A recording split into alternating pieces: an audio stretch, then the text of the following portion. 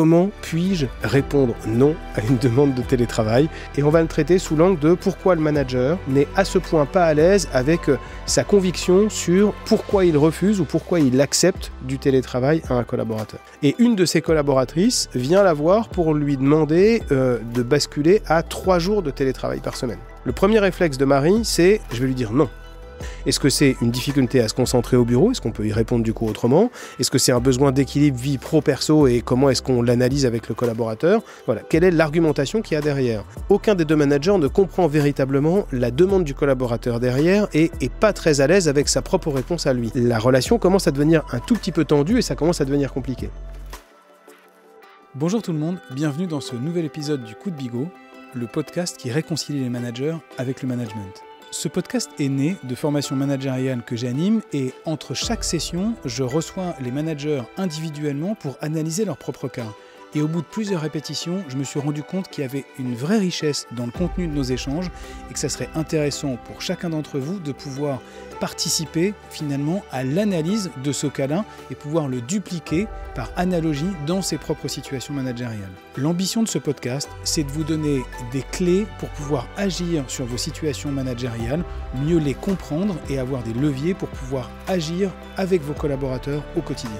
Pour vous y aider, dans chaque épisode, on retrouvera la situation ou les situations d'un ou de plusieurs managers. On va analyser cette situation, ce cas managérial, identifier des outils et des méthodes pour pouvoir le résoudre que vous pourrez dupliquer au quotidien avec vos propres équipes. Je suis Yannick Bigot, fondateur de N48 Conseil, un cabinet qui accompagne les dirigeants et les managers dans leur situation managériale au travers de formations, de conseils et de coaching. Vous pouvez retrouver l'ensemble de ces services sur la page de N48 Conseil, dont vous retrouvez le lien en description. Pour ceux qui écoutent cet épisode, vous pouvez retrouver les schémas en vidéo et en images sur les pages YouTube et Spotify de l'épisode. J'espère que cet épisode va vous plaire et je vous souhaite une bonne écoute. Bonjour à tous, bienvenue dans ce nouvel épisode du Coup de Bigot. Aujourd'hui, on va parler télétravail. Pourquoi évoquer cette question aujourd'hui? C'est une question qui revient assez régulièrement dans les échanges avec les managers, souvent sous l'angle comment puis-je répondre non à une demande de télétravail? C'est souvent la question que posent un certain nombre de managers qui ne sont pas très confortables avec une demande d'augmentation du nombre de jours de télétravail quand un collaborateur télétravaille déjà, ou une demande de télétravail pour un collaborateur qui ne télétravaillerait pas aujourd'hui et qui serait entièrement sur site. On ne va pas traiter le sujet aujourd'hui du télétravail, quels sont ses avantages, ses inconvénients.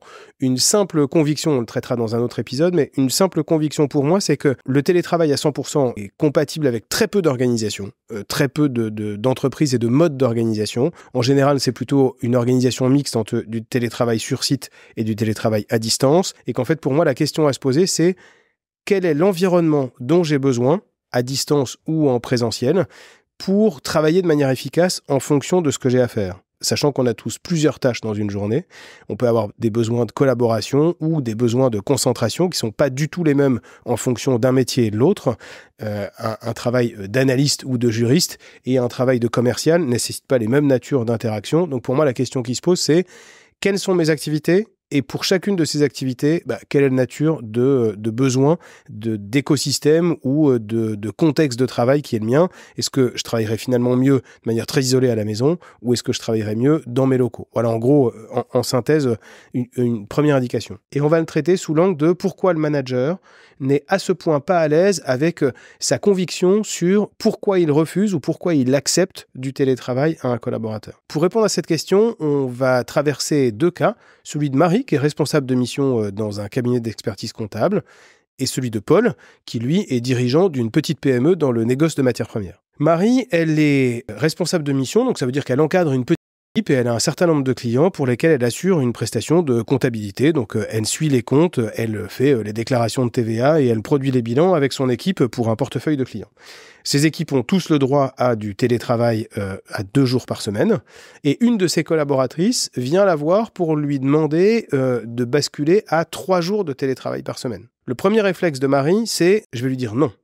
Mais elle n'est pas complètement à l'aise avec sa position. Elle n'a pas forcément beaucoup d'arguments, mais elle est tentée de lui dire non et c'est dans ce contexte qu'elle m'appelle.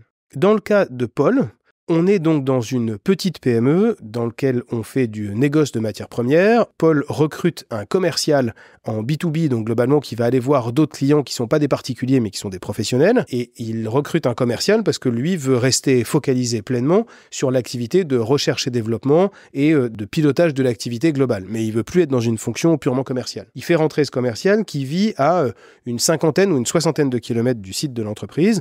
Donc dès le départ, ils se mettent d'accord sur le fait qu'il y aura un certain nombre de jours en télétravail toutes les semaines. C'est assez logique dans une activité de commercial qui parfois est itinérant, parfois est au téléphone, et pour être au téléphone, qu'il ne soit de chez lui ou qu'il ne soit au siège de l'entreprise, ça ne change pas forcément grand-chose. Paul n'a pas de difficulté avec ça. Au fur et à mesure du temps, le collaborateur va demander davantage de jours de télétravail à Paul. Et au début, ils étaient sur un ratio 1 jour de télétravail par semaine et 4 jours sur site ou en tournée.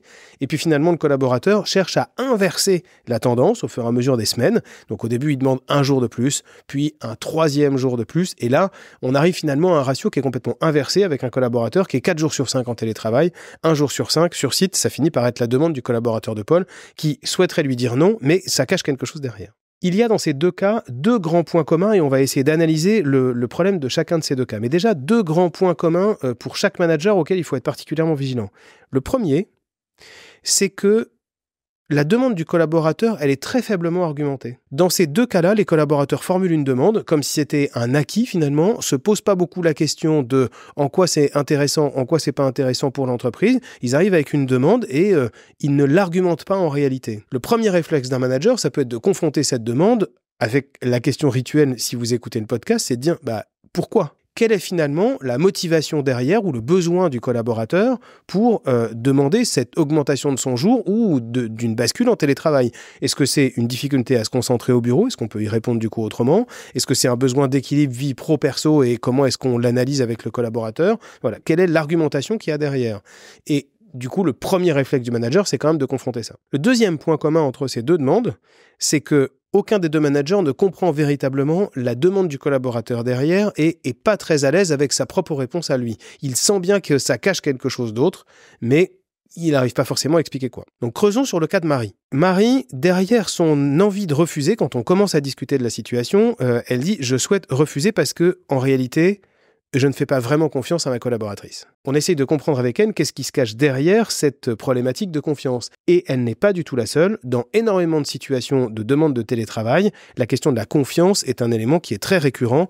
Plus j'ai confiance dans mon collaborateur et je sais qu'il va faire son maximum, plus je suis enclin à lui autoriser du télétravail. Et du coup, j'ai un problème d'équité avec les autres uniquement à traiter. Mais moins j'ai confiance dans mon collaborateur, plus finalement, je suis enclin à l'avoir sous mes yeux, à proximité pour pouvoir contrôler, entre guillemets, alors peut-être avoir l'illusion de contrôler, mais pour pouvoir contrôler sa nature d'activité. Derrière ce sujet de confiance, quand on continue à creuser et qu'on essaie de comprendre pourquoi est-ce qu'elle lui fait pas confiance, c'est qu'en réalité, le niveau d'efficacité et de productivité de la collaboratrice est pas tout à fait le bon. Elle se rend compte que sa collaboratrice, malgré certains efforts, en tout cas, a un niveau de productivité qui est moindre. Alors, je lui demande forcément un exemple pour évaluer ces défauts de productivité et sur une activité qui est une activité de rapprochement entre des opérations dans la comptabilité et des opérations bancaires, qui est une activité courante pour les comptables tels que ceux de son équipe à Marie et que pour tous les autres comptables de France. C'est une activité donc que la collaboratrice réalise à la main. C'est-à-dire qu'elle imprime une liste,